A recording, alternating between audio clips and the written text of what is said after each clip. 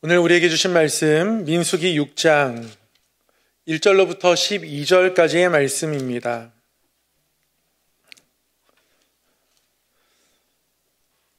민수기 6장 1절로부터 12절까지의 말씀.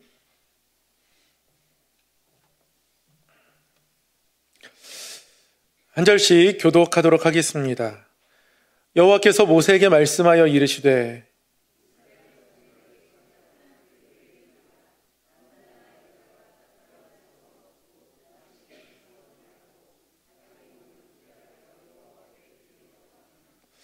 포도주와 독주를 멀리하며 포도주로 된 초나 독주로 된 초를 마시지 말며 포도즙도 마시지 말며 생포도나 건포도도 먹지 말지니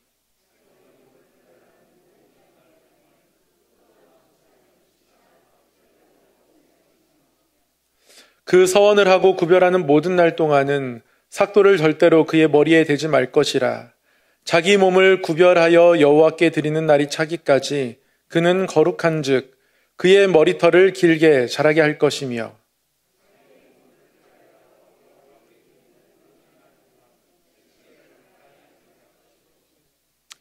그의 부모 형제 자매가 죽은 때라도 그로 말미암아 몸을 더럽히지 말 것이니 이는 자기의 몸을 구별하여 하나님께 드리는 표가 그의 머리에 있음이라.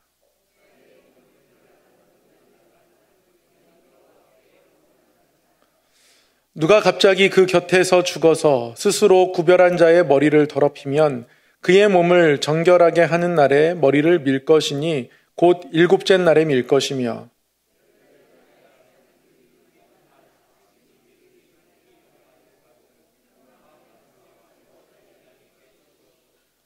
제사장은 그 하나를 속죄 제물로 하나를 번제물로 드려서 그의 시체로 말미암아 얻은 죄를 속하고 또 그는 그날에 그의 머리를 성결하게 할 것이며 자기 몸을 구별하여 여호와께 드릴 날을 새로 정하고 1년 된 순양을 가져다가 속건제물로 드릴지니라.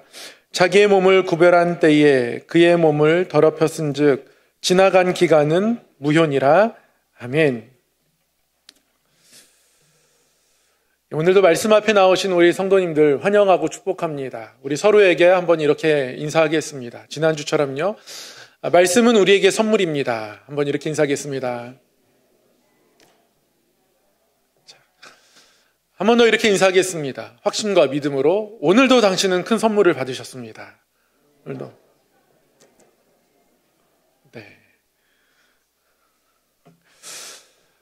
네, 오늘은 민수기 네 번째 시간입니다. 특별한 서원 나실인이란 제목으로 함께 말씀을 나누려고 하는데요.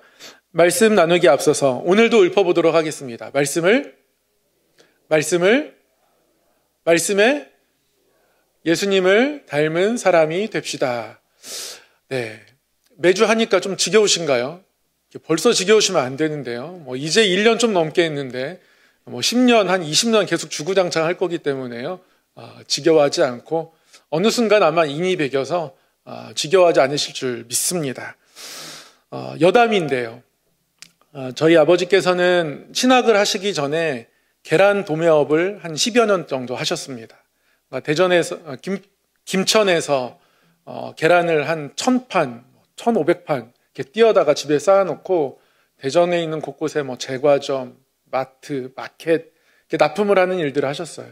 집에들 기본적으로 1000판 정도의 계란이 있었습니다.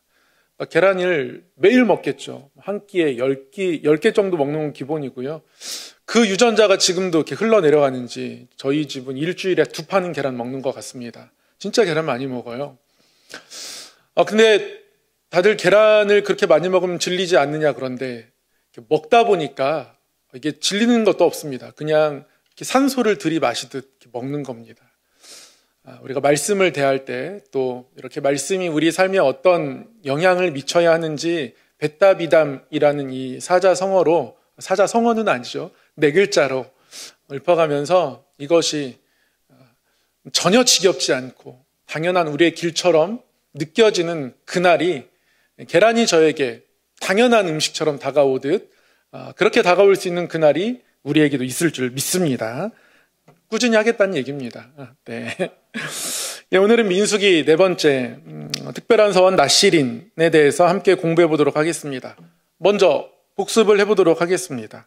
민수기를 한번 한눈에 살펴보도록 하겠습니다. 민수기 제일 처음 부분 어떤 부분이죠? 네, 시내산입니다. 그 다음 광야, 그 다음 요단강 동편. 시내산에서 이스라엘 백성들은 각 지파별로 인구조사를 합니다. 이게 첫 번째 인구조사인데요. 그리고 이어서 지난번에 공부한 대로 레위인 인구조사를 다르게 합니다. 좀 독특하게 하고요. 이후에 이제 광야의 기간을 걸쳐서 요단 동편에 약 40년이 흐른 후에 도착하게 되죠. 요단 동편에서 또 두 번째 인구조사를 하게 됩니다. 이게 민수기 전체의 내용인데요. 지난주에는 레위인에 대해서 함께 공부했습니다. 레위인 인구조사를 3장, 4장에 걸쳐서 하고 있음을 보았는데요. 하나님께서 특별히 레위인들은 1개월 이상 남자들을 계수하게 하셨죠. 계수했더니 22,000명. 그런데 이스라엘 다른 모든 지파에 1개월 이상의 장자들을 또한 계수하게 하셨는데요. 그랬더니 22,273명. 273명이 더 많았습니다. 하나님은 이것을 5세겔씩 한 사람 곱하기 해서 총 1365세겔을 생명의 속전으로 하나님께 드리게 했습니다. 이렇게 했던 이유는 레위인들이 이스라엘의 1개월 이상의 장자들을 대신한다고 하나님이 여기셨기 때문에 그렇습니다. 그런데 273명이 장자들이 더 많으니 결국 모자란 거죠, 레위인들이. 레위인들이 숫자가 모자란 것을 하나님이 헌금으로 대신하게 하신 거예요. 그래서 5세겔씩 계산해서 1365세겔을 하나님께 드리게 했습니다. 이것을 생명의 속전이라고 하는데요. 이렇게 하나님께서 레위인들을 이스라엘 백성들을 대신하는 사람들로 세우시고 이스라엘 생명을 대신하는 사람들로 세우셨음을 공부했습니다. 그리고 나서야 30세에서 50세까지 성소에서 섬길 레위인들을 계수합니다. 8,580명의 레위인들이 계수되었고요. 이들은 각각 게르손, 또 고핫, 무라리, 레위의 아들들, 그들의 자손별로 각각의 다른 임무를 맡게 되죠. 레위의 가장 큰 아들 게르손의 자손들은 장막이나 휘장, 덮개 이런 천막들 주로 담당하게 되고요. 고핫은 성소 안에 있는 거룩한 성물을 운반하게 됩니다. 가장 성소 깊숙한 곳에 있는 것들을 만지고 운반해야 하기 때문에 고핫 자손이 가장 교만해질 염려가 있습니다. 실제로 민수기를 읽다 보면 고핫 자손 중에 고라라는 사람이 왜 어떻게 아론의 그의 아들들만 제사장으로 섬기고 리더로 섬기느냐 이것에 대해서 불만을 제기하기도 하죠. 나중에 광야의 여정 가운데 함께 공부하기도 하겠지만 그렇게 반역의 깃발을 들었던 고라, 그가 바로 고핫 자손입니다. 무라리는 성막의 널판, 부속물들 이런 것들을 운반하는 일들을 감당했습니다. 이들의 진영을 보면 성막을 중심으로 해서 이제 동쪽에 문이 있겠죠. 문 쪽에 모세와 아론의 아들들이 있고요. 그리고 남쪽으로 고핫, 그 다음 게르손, 무라리 이렇게 서 있습니다. 그래서 고핫, 게르손, 무라리 이 순서로 행진을 하게 됩니다. 게르손이 더 형인데 고핫이 먼저 앞서가게 되는 거죠. 그런 과정에서 조금 교만한 마음이 그들 자손들에게도 생겼었던 것 같습니다. 이런 이야기들을 지난주에 공부하면서 레위인은 이스라엘의 생명을 대신하는 레위인이었고 또 이스라엘 백성들은 레위인들을 바라보고 또 그들이 하는 일들을 바라보면서 특별히 성막을 섬기는 일들을 바라보면서 그것이 우리의 생명처럼 여겨져야 한다라는 것을 함께 공부했고요. 또 레위인 또한 생명을 다해 섬겨야 했음을 살펴보았습니다. 레위인들이 제사장들이 만져야 할 것을 만지거나 아니면 호기심에 그 지성소 깊은 곳을 들여다보거나 하면 그들은 정녕 죽을지라고 하나님께서 말씀하셨습니다. 그래서 성소를 섬기는 것, 성막을 섬기는 것은 생명을 지키듯 소중한 것이다 라고 우리가 지난주에 말씀을 공부했습니다. 오늘은 그에 이어서 나실인에 대해서 공부해 보도록 하겠습니다. 5장에는 몇몇 율법들이 나오는데요. 율법들에 대해서는 한번 종합적으로 정리하며 공부할 기회가 있으면 공부하기로 하고요. 오늘은 나실인에 대해서 함께 공부하도록 하겠습니다. 나실인이란 말 많이 들어보셨죠? 혹시 나실인 하면 생각나는 사람 있지 않습니까? 네, 맞습니다. 삼손. 한 명 더 한번 생각해 볼까요? 삼손 말고 또 있습니다. 네. 삼손의 뒤를 이어서 이스라엘 백성들을 이끌었던 사무엘도 나실인입니다. 신약 시대에도 오면 나실인이 또 한 명 발견되는데요. 세례 요한도 나실인으로 서원하고 나실인으로 살았던 사람입니다. 대표적으로 이렇게 3명 정도 들을 수 있을 것 같고요. 이러한 나실인, 삼손, 사무엘, 분명히 이들은 레위 지파가 아닙니다. 그럼에도 불구하고 이스라엘 백성들에게 아주 중요한 역할들을 감당하며 그들을 이끌었던 사람들입니다. 그럴 수 있었던 이유가 이들이 나실인이기 때문에 그렇습니다. 이 나실인이라는 말은 히브리어로 나지르라고 하는데요. 이 나지르란 말은 나자르에서 유래했습니다. 그러니까 이 나자르란 말은 대표적으로 3가지 뜻이 있어요. 구별하다, 떠나다, 드린다, 이런 뜻이 있습니다.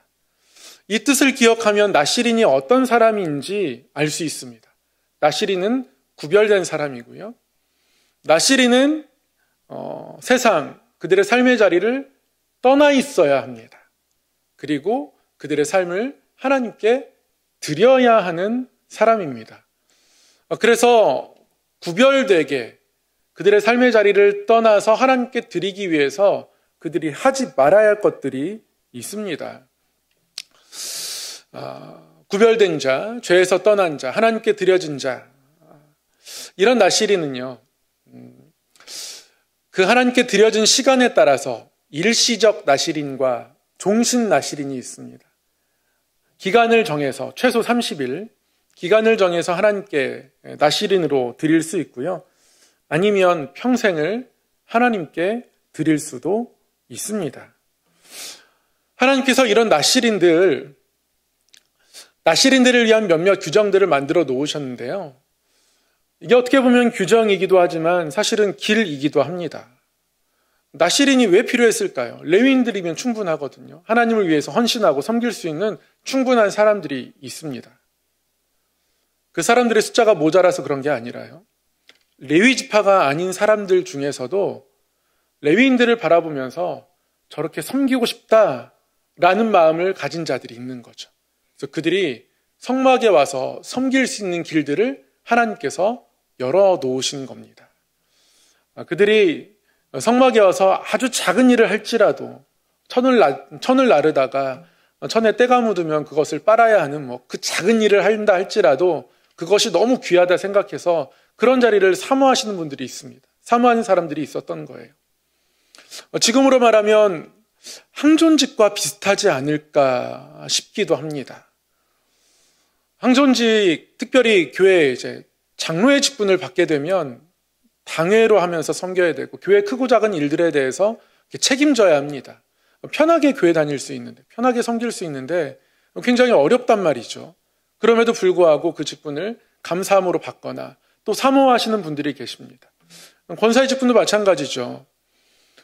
이 직분이 아니면 조금 편하게 교회 다닐 수 있는데 이것 때문에 해야 될 일들이 생겨나고 교회 여러 힘든 일들에 내 삶을 내어놓아야 하고 그런 영적 부담감들을 또 가져야 하고 안수 집사님으로 섬기다 보면 교회의 중요한 장들을 또 맡아야 하고 그것 때문에 때로는 속상하기도 하고 스트레스 받아야 하고 이런 일들이 생겨나는데도 불구하고 그런 마음들을 갖고 있더라는 것이죠.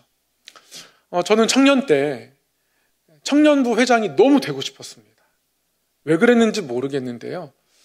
가능하면 최연소의 나이로 청년 회장이 됐으면 좋겠다 이런 생각을 하게 됐습니다. 그래서 청년부실 청소도 정말 열심히 하고 교회에서 한 2, 3분 거리에 제 자취방이 있었거든요. 저는 이제 학교 옆에서 자취하지 않고 학교는 버스 타고 1시간을 가야지만 저는 교회 옆에서 자취했습니다. 꿈이 목사니까 교회에서 살 수는 없어도 교회 가까운 데 살아야 되지 않겠습니까? 근데 교회 옆에 자취방을 얻었더니요, 굉장히 큰 이익이 있더라고요. 교회랑 담 하나 차이인 거예요. 물론 길은 골목길 따라 좀 2, 3분 정도 돌아와야 되지만 교회 와이파이가 제 자취방에서 잡히는 겁니다. 이 은혜죠. 그걸 노리고 간 건 아닌데요. 하나님께서 은혜로 무료 와이파이를 또 허락하여 주셔가지고요. 교회 옆에서 있으면 교회 와이파이가 잡혀가지고 어찌나 좋든지 마치 제가 교회에 사는 것 같았는데, 그래도 때로는 청년부실에서 자는 게 좋더라고요. 청년부실에서 괜히 집에 침대 놔두고 멀쩡한 방 놔두고 청년부실 소파에서 자고 그랬던 기억들이 있습니다. 청년부가 너무 좋았고요. 교회가 너무 좋았고, 더불어서 청년부 회장 최연소 나이에 했으면 좋겠다. 그리고 정말 1년 만에 이제 청년부 총무가 되었고요. 빠른 속도로 이제 청년부 회장이 될 수 있었으나 시골로 목회를 나가신 아버지가 도와달라고 그래가지고 아이들 교사나 여러 농촌교회들의 봉사자가 너무 부족하니까요. 그래서 청년부 총무를 끝으로 저는 매 주말마다 아버지가 목회하시는 시골로 대전에서 왔다 갔다 하면서 그렇게 시골을 섬기게 되면서 청년부 회장의 꿈은 이루지 못했지만 아깝습니다. 그런 마음들을 이제 갖고 있는 거예요. 청년부 회장 되면 할 게 많습니다. 목요일 아침에는 청년부 임원 성경 공부에 나와야 하고요. 예배 때도 가장 먼저 나와서 준비할 것들이 많고, 그런데도 불구하고 왜 그게 그렇게 하고 싶었는지 모릅니다. 이런 마음들을 가진 사람들이 이스라엘 지파들에도 있는 거예요. 은혜인 거죠. 하나님이 나시린이라는 제도를 만드셔야 할 만큼 그런 마음들을 가지고 있는 사람들이 그들에게 있었다는 것이 은혜입니다. 말씀을 준비하면서 이런 나시린이고 싶어하는 마음들이 우리 성도님들에게도 많았으면 좋겠다. 언젠가는 빠른 시간 안에 청년 중에 한 명이 목사님 베트남 가서 1년 동안 섬기고 싶습니다. 잠깐 워킹홀리데이 이런 것도 좋지만 잠시 학교를 휴학하고 그때 아니면 또 못 가니까 베트남 가서 1년 동안 김윤기 선교사님 도와서 섬기고 싶습니다. 이런 결단을 하는 이런 나시린 같은 마음을 가진 청년들이 우리 성암교회에 나왔으면 좋겠다. 이런 꿈도 갖게 됩니다. 아무튼 이스라엘 백성들에게 그런 마음들이 있었던 거예요. 하나님을 만날 수 있는 그곳, 하나님이 임재하시는 그곳, 성막에서 더 가까이 섬기고 싶다. 그렇게 구별되게 내 삶을 드리고 싶다. 비록 부모의 곁을 떠나야 하고 내 친구의 곁을 떠나야 하지만 그렇게 하고 싶다라고 여기는 사람들이 있었던 겁니다. 그래서 하나님은 그들이 하나님 앞에 마음껏 섬길 수 있는 길들을 만들어주신 게 나시린 규정인 거예요. 이 규정이 우리에게도 의미 있는 규정이 되는 그날을 위해서 함께 기도했으면 좋겠습니다. 하나님 앞에 일하는 것들을, 삶을 드리는 것들을 사모하는 마음들을 품는, 이 나시린의 마음들을 품는 성도들이 우리 안에 점점점 많아지기를. 새 가족이 등록하면 새 가족에게 하나님 나시린의 마음을 주셔서 결국에는 하나님 앞에 섬기는 자리까지 나아갈 수 있는 결단을 하게 해달라고 그런 마음들 가지셨으면 좋겠습니다. 이게 작년에 등록하신 분들은 벌써 교사로, 아동부에서, 중고등부에서 교사로 섬기면서 그런 마음들, 그런 모습들로 나아가시는 것 같아서 얼마나 감사한지 모릅니다. 지난주에도 한 부부가 이제 등록하셨어요. 주일날 소개를 해드릴 텐데 끝까지 여러 가지 이제 교회에 대해서 막 질문하시면서 대화를 나누면서 이제 목양실에서 짧은 대화를 나누고 나서는 등록하시겠다고 이제 결심을 하시더라고요. 시흥에 있는 다른 교회, 이제 집은 가까이 살고 계시는데 시흥에 있는 다른 교회 이제 다니셨었고 교회에 이제 좀 어려운 상황들이 생겨나면서 교우들과 또 목사님께 말씀을 드리고 또 목사님과 교우들도 떠날 수밖에 없는 마음들을, 상황들을 이해한다 말씀하시면서 잘 보내주셔서 저희 교회 이제 등록하게 되었다 이렇게 말씀하셨습니다. 한 분은 안수 집사님이고 한 분은 권사님이시더라고요. 그래서 또 교회를 힘껏 섬기실 수 있는 분, 그리고 지난주에 주일 말씀을 이렇게 받으면서 하나님께서 또 다른 어떤 작은 십자가를 여기서 맡겨주실까 그런 생각 말씀을 들으면서 했다고 말씀해 주셔서 하나님께서 또 귀한 분들을 우리 교회에 보내주셨다 이런 생각 하게 되었는데요. 우리 모두가 하나님 안에서 부흥한다라는 의미가 수가 더 많아지는 것, 그거 중요하죠. 믿는 자의 수가 더해지는 것은 성경에 나타난 역사이기도 하고 우리 모두 함께 바라봐야 할 모습이기도 합니다. 우리가 부흥한다 이야기했을 때 그것과 더불어서 하나님 앞에 교회에서 십자가를 질 수 있는 마음들을 가진 사람들로 더욱더 채워주시는 것, 그렇게 우리의 마음이 변해가는 것, 그 또한 우리가 놓치지 말아야 할 부흥의 모습 아닐까, 이 말씀을 묵상하면서 생각해 보게 됩니다. 나실인 이 규정이 너무 귀한 겁니다. 하나님이 이 규정을 통해서 길을 만드실 수밖에 없었을 만큼 하나님 앞에 열정과 헌신의 마음을 가지고 있는 사람들이 있었다는 것, 그것이 얼마나 귀한 모습인지 모르겠습니다. 그런 모습들을 또한 우리 교회에서 발견할 수 있기를 간절히 소망합니다. 구체적으로 이제 나실인 규정을 한번 살펴보도록 하겠습니다. 넘어갔네요. 하나님께서 세 가지 규정을 두셨는데요. 첫 번째 규정은 포도나무의 소산을 먹지 말라 말씀하셨습니다. 우리 함께 말씀을 한번 읽어볼까요? 네. 함께 읽겠습니다. 시작. 포도주와 독주를 멀리하며 포도주로 된 초나 독주로 된 초를 마시지 말며 포도즙도 마시지 말며 생포도나 건포도도 먹지 말지니 자기 몸을 구별하는 모든 날 동안에는 포도나무 소사는 씨나 껍질이라도 먹지 말지며. 하나님께서 포도나무의 소산을 먹지 말라 하셨습니다. 그런데 포도주와 독주를 멀리하지 말라, 멀리하라 말씀하시면서 더불어서 포도주로 만든 초, 이것도 먹지 말라 하십니다. 식초가 그렇게 몸에 좋다는데요. 적당량의 초를 잘 희석해서 먹으면 몸에 노폐물 제거에 효과가 있다는 그런 설이 있는데요. 그런데 초도 마시지 말라고 합니다. 더 나아가서 즙도 마시지 말라고 합니다. 생포도나 건포도도 먹지 말라고 하십니다. 자기의 몸을 구별하는 모든 날 동안에는, 그러니까 나실인으로 서원한 날 모든 날 동안에는 포도나무에 솟아는 씨나 껍질이라도 먹지 말라고 하십니다. 굉장히 강력한 규정을 주셨어요. 왜 하나님께서 이 모든 것들을 먹지 말게 하셨을까요? 기본적으로 이스라엘 백성들은 가장 큰 잔치의 날이 포도 열매를 거두는 날입니다. 포도 열매를 거두는 날은 포도즙을 짜서 또 다 같이 마을에서 어떤 협동조합의 형태로 농사를 짓기 때문에 온 사람들이 함께 모여가지고 잔치를 벌이거든요.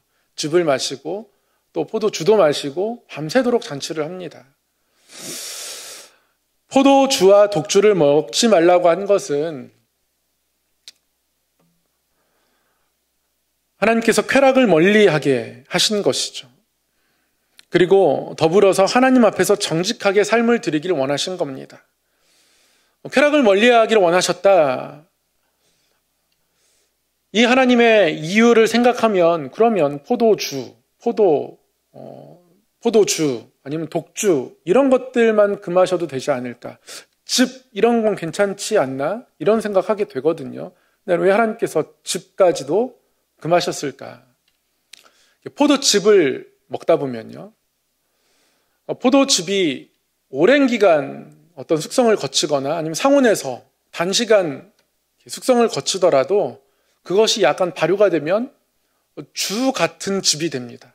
그래서 이게 포도주인지 포도즙인지 분명히 규정할 수 없는 그런 상태가 있죠. 포도즙을 먹으면 포도주를 먹을 수도 있는 겁니다. 포도를 그냥 먹는 것도 괜찮다 할 수 있는데요. 포도도 그냥 상온에다 좀 오래 놔두면 포도 알맹이에서 괜찮습니다. 이렇게. 그러다가 어느 순간 시간이 더 지나면 이게 약간의 발효된 맛이 나죠. 시큼한 맛이 나면서 이게 포도주 같은 느낌도 살짝 나기도 하고요.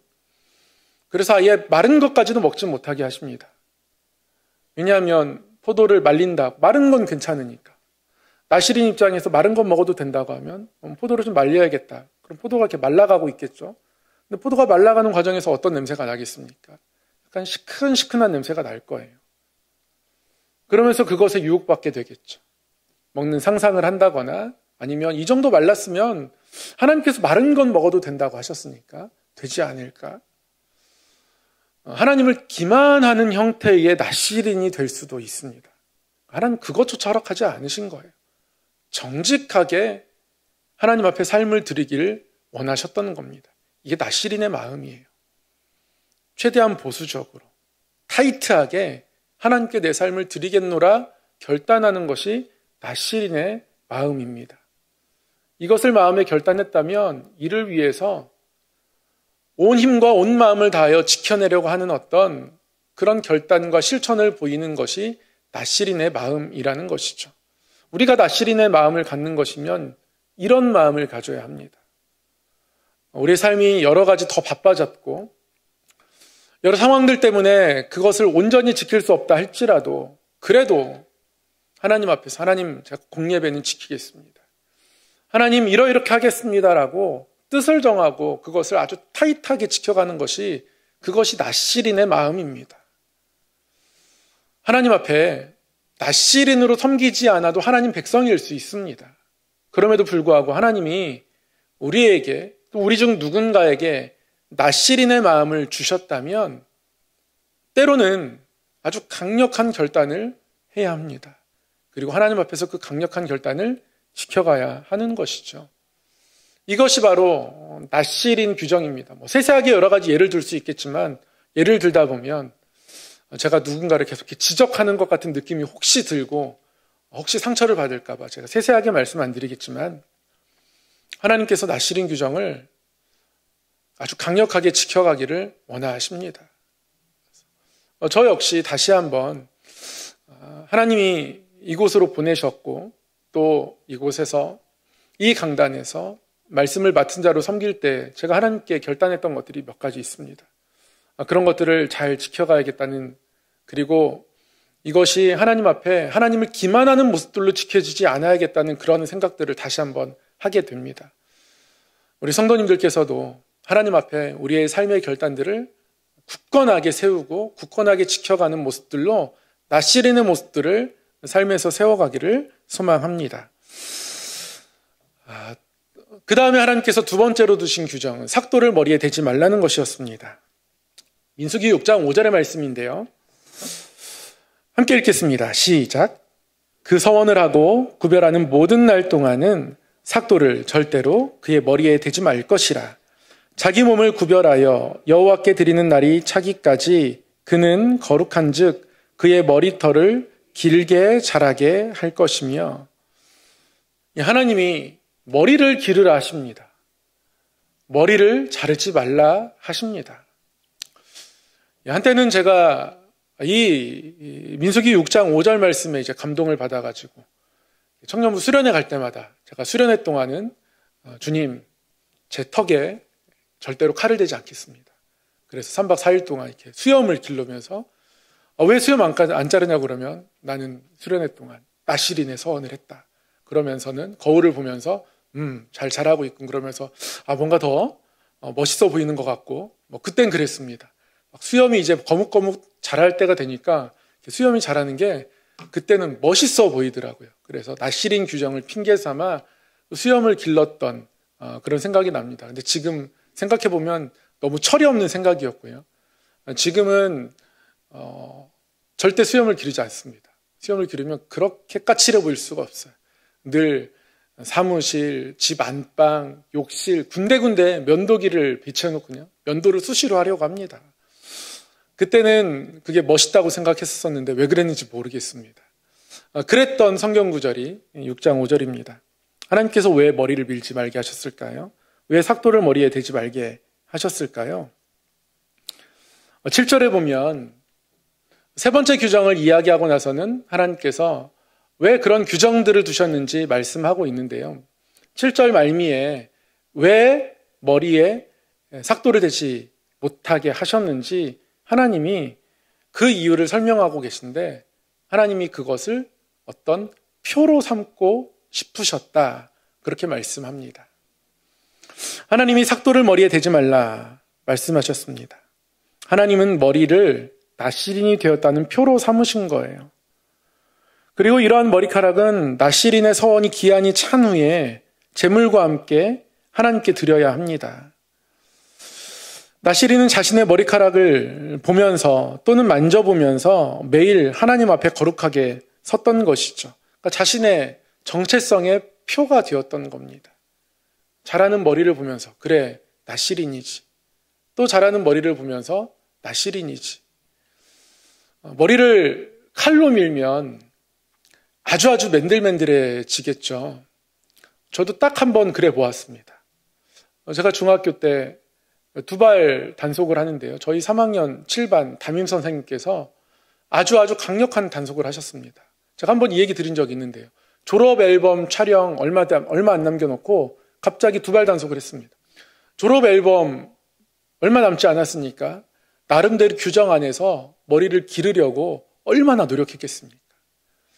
근데 조금 규정을 저는 지켰다고 생각하는데 선생님은 아니라는 거예요.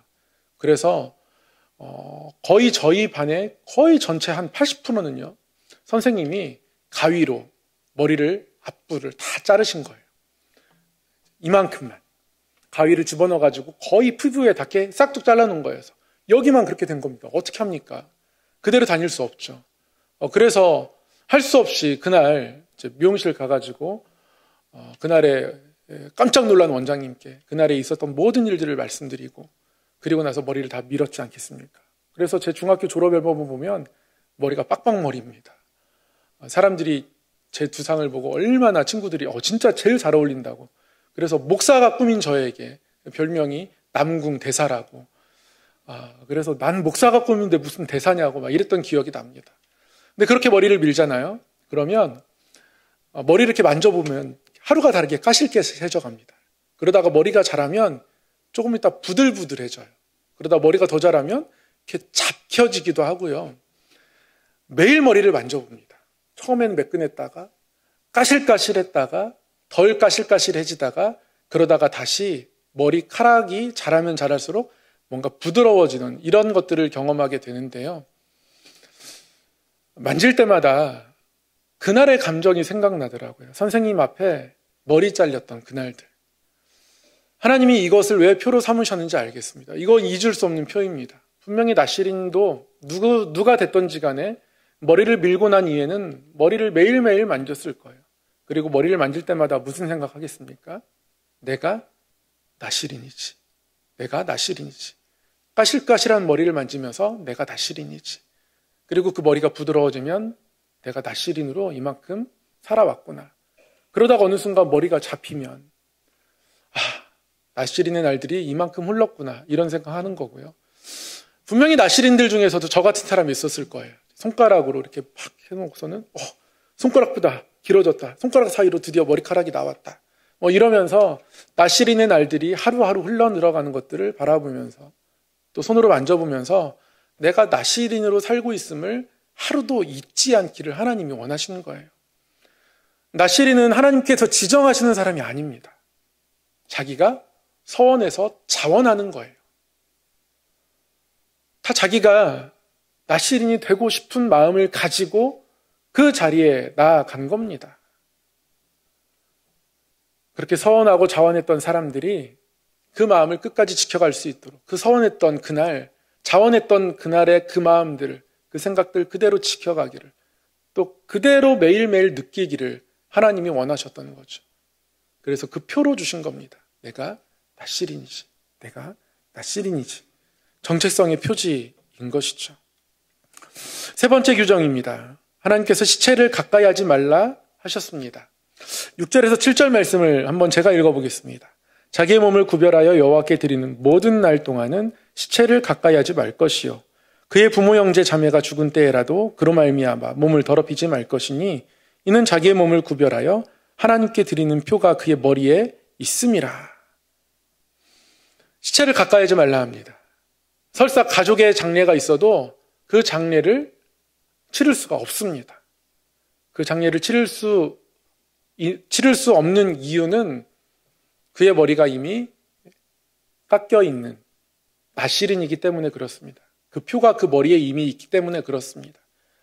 장례를 치르고 싶어도요, 머리를 만져보면서 그래, 내가 나시린이지. 슬프지만 어쩔 수 없어. 하나님께 드리는 것보다 더 소중한 건 없어 라고 하나님을 가장 우선순위에 두는 것, 하나님께서 그것을 원하시는 거예요. 시체를 가까이 하지 말 것은 모든 유대인들, 나시린이 아니어도 지켜야 될 율법 중에 하나입니다. 시체는 나시린이 아니어도 가까이 하지 않아야 합니다. 그러나 나시린은 그의 머리에 나시린 표가 있음을 다시 한번 기억하며 하나님께서 이 모든 공통의 규정이지만 나에게 다시 한번 특별하게 주셨다라는 것. 그래서 나는 시체를 가까이 하지 않을 때에도 그냥 일반인으로서 이것을 지키는 것이 아니라 나실인으로서 이것을 지켜야 한다. 그렇게 말씀하고 계신 것이죠. 우리 성도님들 다 주일 열심히 지키십니다. 적어도 이 수협에 나오시는 분들은 주일을 아주 사모하고 사랑하며 지키십니다. 저도 주일을 지킵니다. 그럼에도 불구하고 내가 가장 하나님 앞에 특별한 마음으로 내가 하나님께 드리고자 하는 마음이 있기에 나만의 마음들 가지고 나만의 소중함 가지고 그렇게 지켜야 하는 것이죠. 그렇게 지키기를 하나님이 원하시는 겁니다. 그것을 하나님이 기뻐하신다 말씀하는 거예요. 나시린의 표를 가지고 그래, 내가 나시린이기에 이것을 지키는 거야.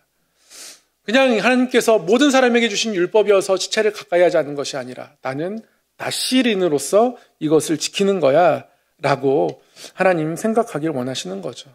하나님께서 이렇게 세 가지 규정을 주셨습니다. 포도나무의 소산을 먹지 말 것, 삭도를 머리에 대지 말 것, 시체를 가까이 하지 말 것. 그리고 이 세 가지를 지키며 하나님 앞에 서약한 기간이 끝나면 하나님께서 이렇게 말씀해 주셨습니다. 모든 서약한 기간이 다 끝나면 하나님 앞에 제사와 헌물을 드리게 하셨는데요. 네. 하나님께서 1년 된 흠없는 순양으로 번제를 드리게 하셨고 1년 된 흠없는 암양으로 속죄제를 드리게 하십니다. 그리고 흠없는 순양으로 화목제로 드리게 하시고 또 더불어서 소제와 전제로, 소제는 곡식으로 드리는 것이고요. 전제는 부어 드리는 겁니다. 그래서 곡식에다가 기름을 부어서 기름을 발라서 소제와 전제로 하나님 앞에 제사하도록 하셨습니다. 나시린으로 모든 것들을 잘 지켰기에 나시린의 서약한 기간을 마치면서 이런 제사를 드리는 건데요. 하나님 앞에 번제를 드립니다. 하나님을 섬겼기에 또 하나님을 섬기는 그 마음을 번제로 표시하는 것이죠. 근데 속죄제는 자신의 죄를 회개하는 제사거든요. 속죄하는 제사인데 하나님이 속죄제도 드리게 하셨습니다. 왜 속죄제도 드리게 하셨을까? 이런 생각을 하지 않을 수 없는데요. 하나님이 이런 제사들을 드리게 한 이유, 사람은 완전히 깨끗할 수 없기 때문에 그렇습니다. 나시린으로 살아가는 동안 세 가지 규정은 잘 지켰을지 몰라도 때로는 포도주와 독주를 먹고 싶기도 했을 것이고요. 때로는 그의 마음이 첫 마음을 온전히 지키지 못했을 때도 있었을 겁니다. 하나님께서 사람이 완전히 깨끗할 수 없음을 아시기에 그래서 속죄제를 드리게 하는 겁니다. 반대로 말하면 우리가 나시린 같은 마음을 갖는 것 너무 소중하고 중요한데요. 그 마음을 온전히 지키지 못할 때도 있습니다. 그럼에도 불구하고 하나님 앞에 제사하며 하나님, 저의 연약함이 이렇습니다라고 하나님 앞에 나아가는 것이 나시린과 상관없는 삶을 살아가는 것보다 훨씬 더 낫습니다. 하나님은 그것 아십니다. 우리가 연약하다는 것, 우리가 흔들린다는 것, 우리가 완벽하지 않다는 것, 완벽하기 위해서 나시린이 되는 것이 아니더라고요. 하나님이 좋으니까, 하나님을 사랑하니까 그래서 나시린으로 서고 싶은 겁니다. 그리고 화목제, 또 소제와 전제 나누게 하십니다. 화목제는 사람들과 함께 나누는 겁니다. 나시린의 모든 규정 잘 지키며 나시린의 서약 기간을 마친 후에 사람들과 화목제물 나누게 하셨습니다. 제물을 나누는 거예요. 자랑을 나누는 게 아니란 말씀입니다. 잘못하면 나시린으로 섬긴 것이 나의 자랑이 될 수 있습니다. 제가 청년부 회장하고 싶었던 것이 자랑이고 싶었던 마음도 있었던 것 같아요. 그러니까 최연소 회장 이런 꿈을 꾸고 있겠죠. 물론 열정이기도 하지만 하나님을 향한 헌신이 우리에게 자랑이 될 수 있습니다. 자랑처럼 여겨질 수 있습니다. 하나님께서 그것을 원하지 않습니다. 하나님께 드린 건 하나님께 드림으로 끝인 겁니다. 그러면 다 된 겁니다. 그리고 사람들과는 재물을 나눌 뿐입니다. 내 자랑 없이 그냥 은혜만 나눌 뿐이에요. 하나님이 힘주셔서 한 것이고, 하나님이 도우셔서 한 것이고, 하나님이 그런 사람들 붙여주셔서 한 것이고, 아무 자랑할 것이 그 마음에 없어야 합니다. 그게 낫시린으로 서약한 모든 기간이 찬 후에 제사와 헌물을 드리는 마음이고, 하나님 앞에서 우리가 가져야 할 마음이라는 것이죠. 감히 우리 성도님들께 권면합니다. 이 시대에 우리가 하나님 앞에서 이런 낫시린 마음 갖고 살아가기를 소망합니다. 오늘 우리가 본문 읽지 않았지만요,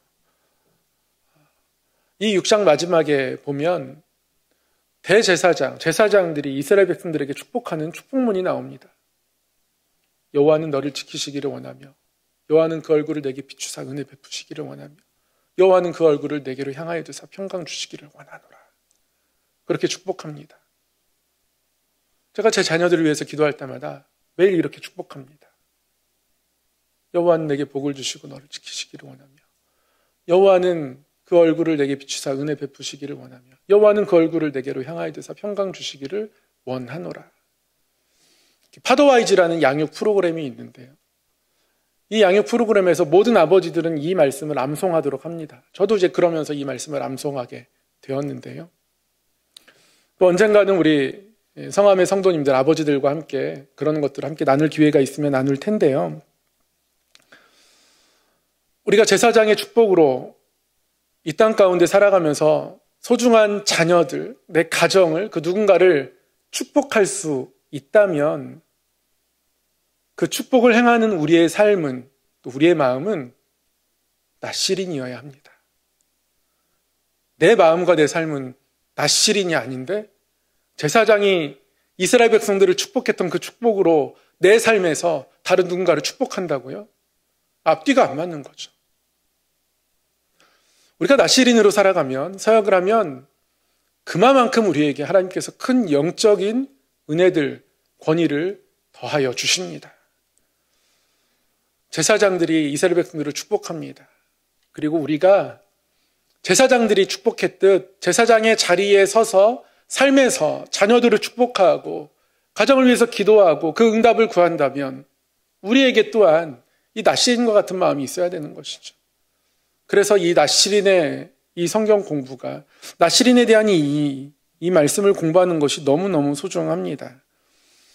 포도주와 독주를 멀리하면서 세상의 즐거움을 뒤로하고 하나님을 즐거워하고 세상의 풍족함을 탐하지 않게 되고, 낫시린의 표가 그의 머리에 있었던 것처럼 하나님께서 우리를 성령으로 인쳐주셨는데, 성령의 사람으로, 내가 아침마다, 그렇지 내가 하나님의 영의 사람이지, 성령의 사람이지, 그렇게 성령의 인도하심을 사모하고 따라가는 삶을 살아가고, 그래서 부당한 것을 가까이 하지 않고 죄를 미워하며 우리에게 의를 뿌리시는 하나님 안에서 살아가는 모습들, 그러한 결단들, 그러한 소망들이 우리 안에 있어야 하는 것이죠. 그리고 그렇게 하나님을 따라 살아갈 때 그것이 우리의 신앙의 자랑이 되지 않는다면, 그러면 우리는 어느 순간 낫시린의 삶을 살아내고 있는 겁니다. 그때 우리 기도의 능력이 나타나는 것이고 축복의 능력이 나타나는 것이죠.